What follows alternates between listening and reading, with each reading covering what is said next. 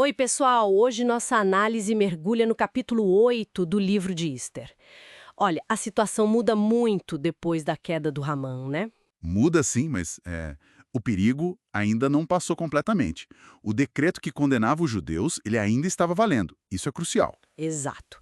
Xerxes até deu os bens do Hamã para Esther, promoveu Mordecai, colocou ele lá com o anel real e tudo, mas e o decreto original? Pois é. E aí entra Esther de novo. Que mulher corajosa, né? Demais.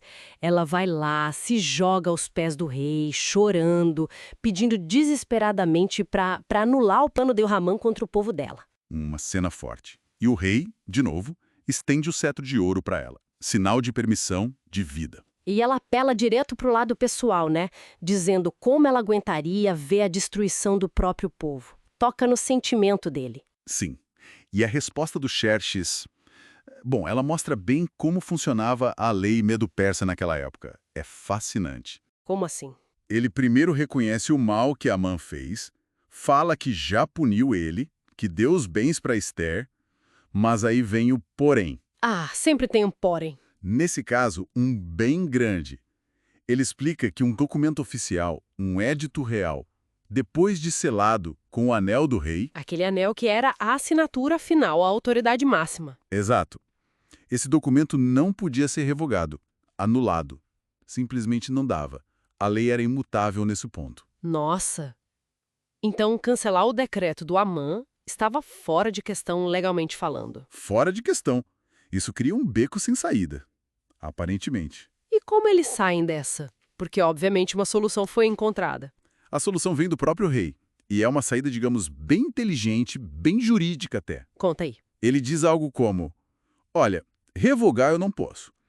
Mas vocês podem escrever outro decreto, em meu nome, a favor dos judeus, como acharem melhor, e selem como meu anel. Vocam os secretários reais ali mesmo no terceiro mês, Sisan. E quem coordena isso? Mordecai, imagino. Sim, Mordecai, agora com toda a autoridade do rei usando o anel sinete.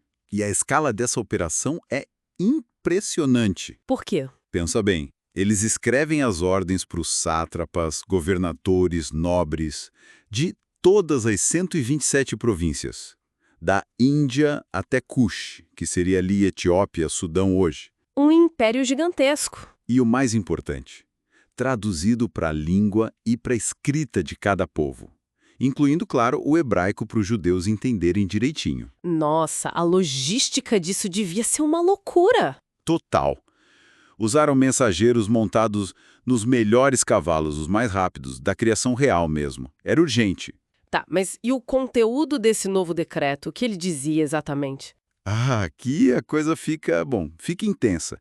O decreto basicamente dava aos judeus em cada cidade o direito de se reunir e de se defender.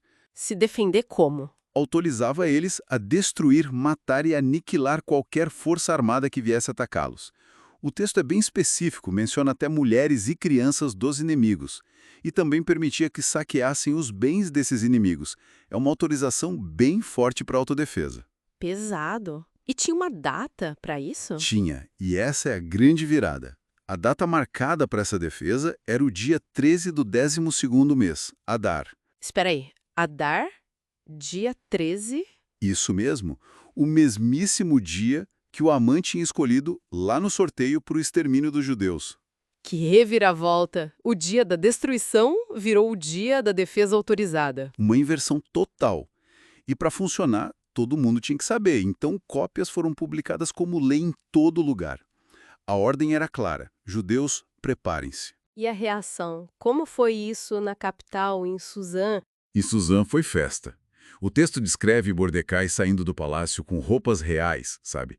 Azul, branco, manto púrpura, coroa de ouro. Aquele que antes estava de luto na praça, agora sai triunfante. A cidade que antes estava tensa, agora comemora apertamente com barulho. Dá para imaginar o alívio. E esse alívio se espalhou. Onde o decreto chegava, nas províncias, era a mesma coisa. Alegria, festa, banquete entre os judeus. Que bom. E tem um detalhe final muito curioso. O texto diz que muitos povos daquelas terras tornaram-se judeus porque o temor dos judeus tinha caído sobre eles. Se tornaram os judeus, como assim? Conversão em massa? É interessante pensar nisso. Pode ser conversão religiosa para alguns, sim, mas talvez também fosse uma questão de pragmatismo, sabe? Tipo, viram que os judeus estavam por cima, protegidos pelo rei e pensaram, melhor ficar do lado deles. Exato. Uma espécie de reconhecimento da nova dinâmica de poder. Ficar do lado de quem estava forte parecia mais seguro. Faz sentido.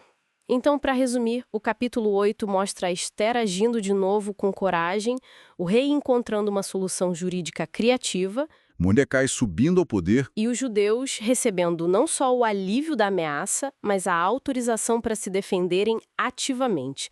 E tudo isso culmina em festa e até numa mudança na percepção que outros povos tinham deles. Perfeito. A reviravolta é completa. Mas o ponto-chave é como ela aconteceu, né? Não foi anulando o mal o que a lei impedia. Foi dando poder para quem seria a vítima. Exatamente. Capacitando a defesa no dia exato do ataque planejado. E isso, acho, levanta uma questão bem profunda para a gente pensar. Qual questão? O que essa abordagem, essa contra-ordem, essa permissão para a autodefesa, em vez de uma anulação direta, nos diz sobre como funcionava a justiça, o poder e a própria rigidez da lei naquele império antigo? Fica aí a reflexão.